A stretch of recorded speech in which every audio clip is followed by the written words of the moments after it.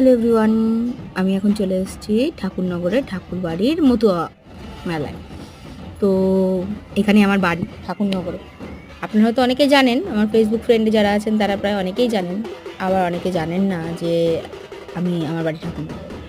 তো আমার এই এরিয়ার মেলাটা আমাদের কাছে একটা উৎসব, একটা ইমোশন। এই যে মিউজিকটা হয়, এই যে ডাঙ্কার বাড়ি, এই যে কাসর, এইগুলো ঝাঁঝর, এগুলো যে বাজে, আর এই যে হট্টি বলে, এগুলো আমাদের কাছে এক একটা ইমোশন। এই ভিড়টা আমি ছোটোবেলা থেকে দেখে আসছি।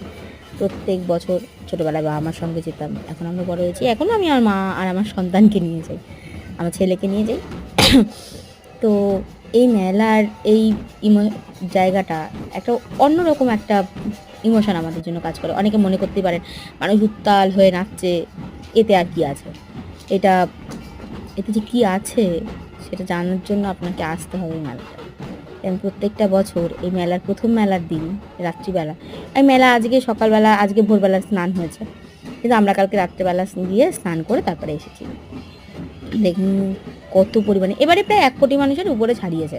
আমার কাছে এখনও কোনো খবর নেই, তবে আমরা কাল রাত্রিবেলা বাড়ি এসেছি। আমার অবস্থা খুব খারাপ ছিল, ওখানে ফোনে নেটওয়ার্ক পাওয়া যাচ্ছিল না, জন্য আমি লাইভ করতে পারিনি। আমি বলেছিলাম আমি লাইভে আসবো, কিন্তু আসতে পারিনি। Thank you.